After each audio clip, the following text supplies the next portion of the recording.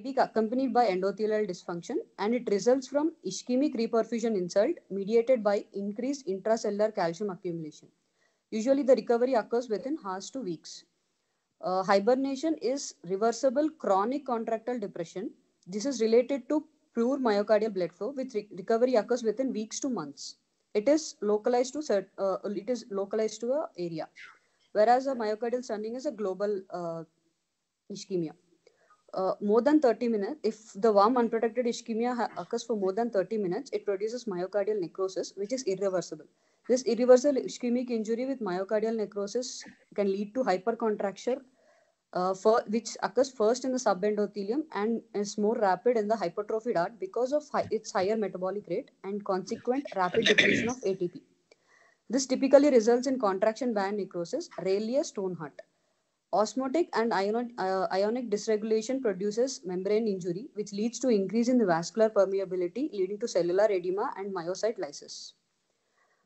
The myocardial protection strategies with cardioplegia, elective asystole, non-cardioplegic techniques. The empty beating heart, water tends to accumulate in the myocardium during cardiopulmonary bypass. As a result, the ventricular distendability in dog models is decreased by nearly 50% after 3 hours of CPB with the heart perfused, empty, and beating. The distribution of coronary blood is abnormal. And also the change in myocardial compressive forces and left ventricular wall geometry impede intracoronary collateral flow, supplying potentially ischemic areas of myocardium. So that is the reason most of the times nowadays empty beating heart is usually not performed. One more method is perfusion of individual coronary arteries. After the CPB is established, the aorta is clamped, stopping flow of blood to the aortic root and ostia of the right and left coronary arteries. And incision is made into the first part of the ascending aorta. A small individual cannulas are placed into the ostia of the both right and the left coronary arteries. And by way of a separate pump, blood is infused into the both. The tip of the cannulas are at least 3 to 4 mm long. This is not ideal because the tip of the cannula may extend beyond the bifurcation of the left main coronary artery, so that only the left ascending or the circumflex is perfused. The prevalence of left dominant systems is in patients with aortic stenosis secondary to congenital bicuspid valves is higher than normal. In such left dominant systems, the left main coronary artery is shorter than the normal, again making individual coronary perfusion difficult. The mechanical injury to the coronary ostia can occur whenever techniques of direct coronary ostial cannulation are used. This results in intraoperative myocardial infarction and late coronary ostial stenosis. And about 50% of the patients, the conus artery supplying the infundibulum of the right ventricle, which arises separately from the aortic sinus and is not perfused by the cannula inserted into the right coronary ostium. These are the disadvantages of perfusing the cannulating the coronary ostia. Fibrillatory arrest. Intermittent fibrillation relies on the principle of ischemic preconditioning. Fibrillation can be induced either electrically or by hypothermia, moderate to produce profound hypothermia. Ischemic precondition is a phenomena in which brief periods of ischemia render the target organ resistant to subsequent episodes of ischemia and which plays an important role to myocardial protection. The protective effects of short intervals of ischemia have been related to the adenosine receptor activation, multiple kinase, and alterations in the potassium ATP channels. Moderately hypothermic intermittent global ischemia. In this, ventricular fibrillation with intermittent cross clamping at a temperature of 25 to 30 degrees centigrade was used. It was demonstrated by McGoon and Bonchek and colleagues. It induces the global ischemia with fibrillation followed by anoxic arrest and electrical silence on the ECG. The advantages is cumulative cross clamp times are less than with cardioplegia. The myocardium is intermittently perfused with oxygenated blood, and the maximum areas of myocardium are reperfused during the course of the procedure. The disadvantage is repeated aortic cross clamping and limited time for anastomosis. Profoundly hypothermic global myocardial ischemia, and this profound cooling of the heart by the perfusate or by filling the pericardium with very cold saline solutions or both. In this procedure, this procedure is done during a single period of aortic cross clamping with a temperature of 22 degrees centigrade. Most believe that this will allow a 45 to 60 minutes of safe global myocardial ischemia. Cardioplegia history. Hypothermia was solely used in 1950s for myocardial protection by Dr. Bigelow. Dr. Melrose in 1957 described the use of 0.5% potassium citrate to induce temporary cardiac arrest and myocardial protection. And Dr. Hearse et al. At St. Thomas Hospital developed the St. Thomas solution.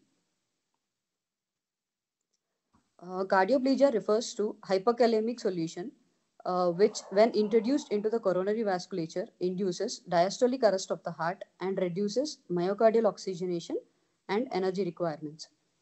The principles of cardioplegia protection arrest a rapid and effective induction of diastolic arrest to keep the myocardium relaxed and minimize the cellular use of ATP. Then myocardial protection. Protective effects to delay the onset of irreversible injury caused by global ischemia and limit the extent of reperfusion injury. Reversibility. Readily reversible cardioplegic effects on washout of prompt resumption of heart function. Low toxicity. The short half-life with no toxic effects on other organs after cessation of cardiopulmonary bypass. The mechanism of arrest, it can occur in one or more of the following methods, which is by inhibition of the fast sodium current to prevent conduction of the myocardial action potential. It can be extracellular hyperkalemia causing depolarization, which causes diastolic arrest. Sodium channel blockers, example lignocaine. Arrest is hyperpolarized state, counteracts the effects of potassium, like prevents the arrhythmias and maintains the prevents the contraction. Whereas potassium ATP channel openers, example adenosine, it causes hyperpolarization and diastolic arrest. Inhibition of calcium activation of myofilaments to prevent myocyte contraction by one or more of the following methods. One is zero extracellular calcium to prevent the myocardial stunning or stone heart. L-type calcium channel blockers, example magnesium, which is a competitive calcium channel blocker and prevents the contractility of the heart. Direct myofilament inhibition with agents such as 2,3-butyrenidione monoxamide. The cardioplegic solutions. St. Thomas cardioplegic solution, which is a blood cardioplegia, which is 1 in 4 parts, 1 part of crystalloid and 4 parts of blood, with a plegic action time of 20 to 30 minutes. Delnido is 4 parts of crystalloid and 1 part of blood, with action of 90 to 120 minutes. CAPS, Berg, the Bretschneider solutions, Viaspan U, and intracellular is custodial HTK solution. The Delnido cardioplegia solution components, plasmalite A is of 1 pint of plasmalite with 20% of mannitol, which acts as a which maintains the osmolarity, 16.3 ml. Magnesium sulfate of 50%, 4 ml. Sodium bicarbonate 1 milliequivalent per liter of 13 ml. Lignocaine of 1%, 13 ml. Potassium chloride of 13 ml, which is 26 milliequivalents. The plasmalate solution is an electrolyte rich and pH adjusted carrier solution, and the sodium bicarbonate acts as a buffer which maintains the pH of around 7.4, and mannitol, it decreases the myocardial edema and serves as an oxygen free radical scavenger. The arresting agents are potassium chloride, which depolarizes the cell membrane, lidocaine, which is a sodium channel blocker, serves to maintain the arrest in a hyperpolarized state, counteracting the negative effects of potassium. Whereas magnesium, used as an calcium channel blocker and a competitive inhibitor of calcium, interaction with contractile proteins and prevents the contractile activation. These are the compositions of other cardioplegic solutions. St. Thomas has 16 millimoles, which is 32 milliequivalents of potassium, and a pH of 7.8. St. Thomas, we prepare 320 ml of solution we take. And in that, 2 ampules of St. Thomas solution are added along with 40 ml of bicarbonate. If energy rich is needed, higher buffering capacity, 80 ml of bicarbonate is added, making it around 400 ml of solution. Custodial H2K, which is an intracellular low sodium and calcium solution. The sodium depletion of the extracellular space causes hyperpolarization of the myocyte plasma membrane. This induces cardiac arrest in the diastole. The HTK consists of histidine, tryptophan, and ketoglutarate. This histidine acts as a buffer, whereas a tryptophan it stabilizes the cell membrane, and ketoglutarate it improves the ATP production during reperfusion. It is delivered at a rate of 1 ml per minute per grams of estimated heart rate. The tolerance of ischemia is almost 3 hours. Hypothermic cardioplegia, for every 1 degree fall in temperature, the oxygen demand reduces by 7%. The cardioplegia at 4 degrees reduces the workload or oxygen demand by 97%. The elements to limit ischemic damage during induced myocardial ischemia. One is electromechanical arrest by potassium, calcium channel blockers, which cause depolarization, and sodium or potassium channel openers, which cause hyperpolarization. Hypothermia, which reduces the oxygen demand and the workload, by maintaining the perfusate or external cooling or cold infusate. Substrate enhancement, oxygenation of crystalloid or blood, glucose, insulin, which are useful for renewing the glycogen stores, glutamate and aspartate, which are useful for providing the substrates. Buffering with bicarbonate solution acts as a buffer. TAM, histidine, imidazole buffers, and blood. Blood acts as a buffer. Oxygen, it improves the oxygen carrying capacity as well, and it useful for removing the wash out the metabolites. Washing out of metabolites, repeated infusion, control of calcium flux, CPD blood, and low calcium. Antioxidants such as mannitol, which acts as a free radical scavenger and reduces the myocardial edema, and allopurinol. The types of cardioplegia, crystalloid cardioplegia and blood cardioplegia. Crystalloid cardioplegia, the pros of crystalloid cardioplegia is it is inexpensive and easily available, but it causes hemodilution, lack of buffering, and oxygen carrying capacity. Whereas blood cardioplegia, it has a best buffering capacity, oxygen carrying ability, it maintains the osmolarity and electrolyte imbalance, and it acts as a free radical scavenger, and it has preserved energy stores. And it was also rich in superoxide dismutase, which is useful as a free radical scavenger. Cons is it is very expensive and cost and complex to manage. Microplegia, mixing blood from the CPB circuit with additives, provide large volume of cardioplegia with minimal crystalloid.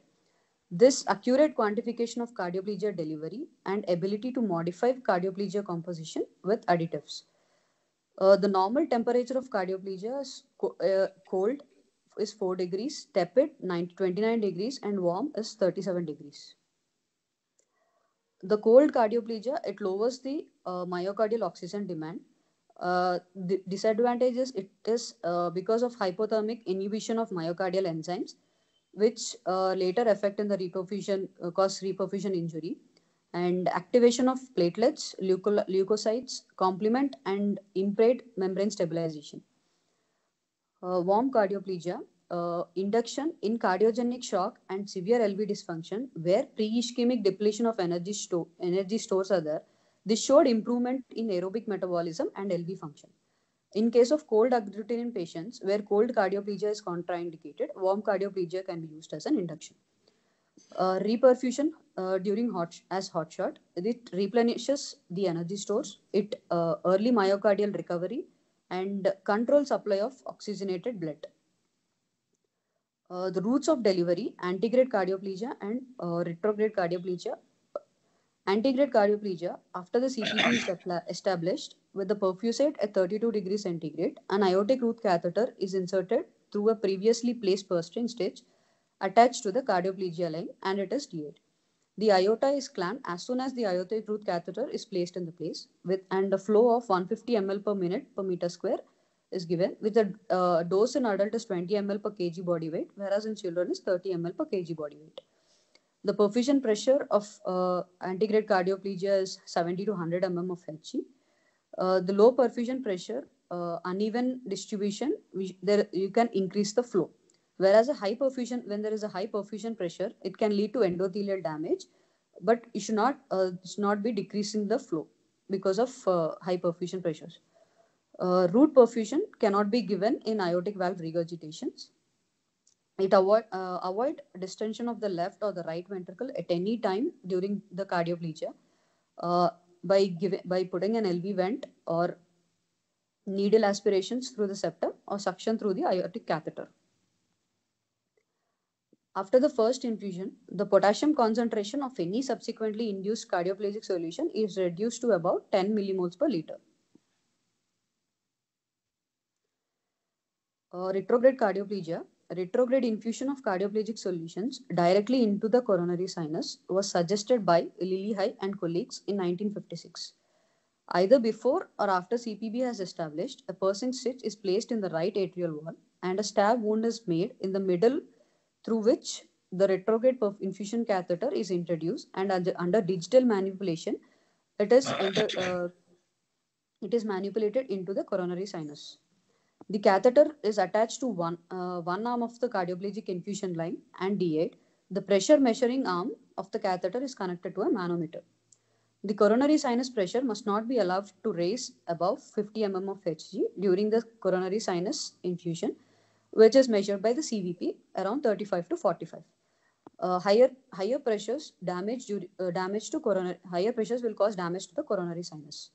The right ventricle, particularly its mid portion, and the right atrium are less well perfused during retrograde cardioplegia. And it is useful in case of severe obstructed coronary artery disease like left main, acute coronary syndromes, and it is supplement to antegrade in surgeries having longer clamp time like aortic surgeries.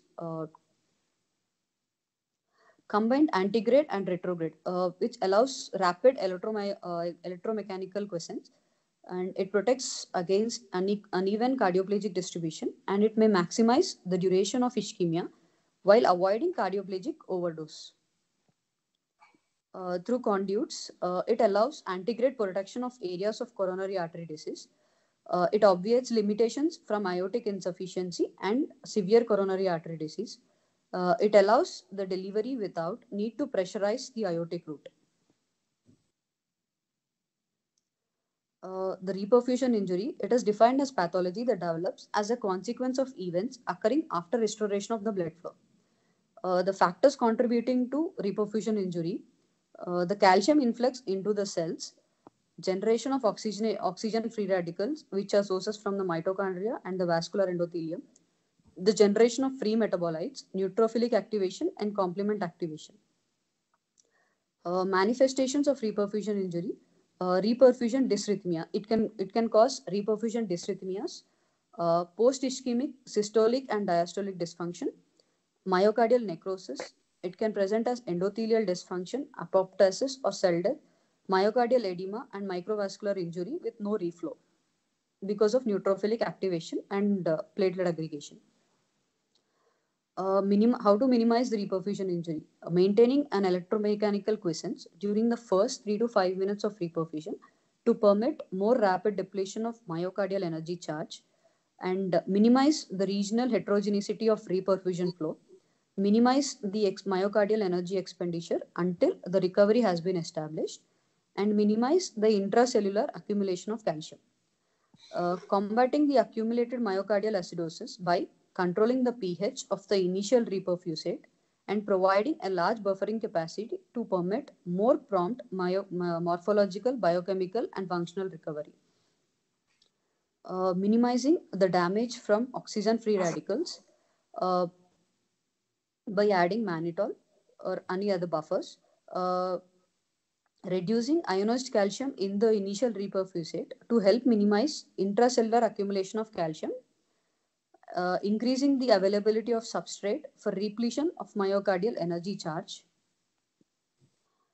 maintaining a low perfusion pressure of 30 mm of Hg during the first 60 to 120 seconds of reperfusion to minimize the endothelial cell damage and swelling, during which time reactive hyperemia, usually present, allows this low pressure to be maintained and with adequate volume and distribution of flow.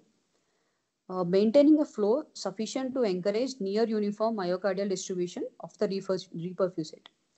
Continuing control of reperfusion pressure and flow until myocyte endothelial cell and specialized conduction cell recovery is essentially complete.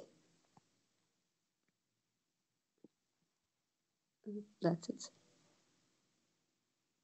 You're done? Yes, sir. Okay.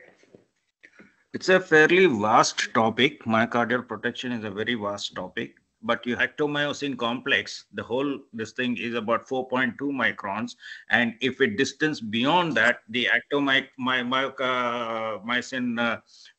sliding process gets disrupted, and it will never ever recover. So it is very important that you have a proper venting of the heart. Then you have to uh, understand the physiology. Some of your I mean, even in Narayana itself, some people will want to arrest the heart directly and then cross clamp, arrest the heart, and then infuse cardioplegia, whereas some people uh, fibrillate the heart and then cross clamp and then give cardioplegia. So you must understand the physiology of this. So Yes. when you fibrillate the heart, they want to reduce the ejection fraction, I mean, ejection of the heart, so that the pressure in the aorta is reduced, and then they can cross clamp it and then infuse cardioplegia. Whereas cross clamping and achieving immediate cardiac arrest is another technique. The pros and cons is, in fibrillatory arrest, you must remember that you are depleting all the energy stores. So you've already depleted the energy stores when before cross clamping and giving cardioplegia. So when you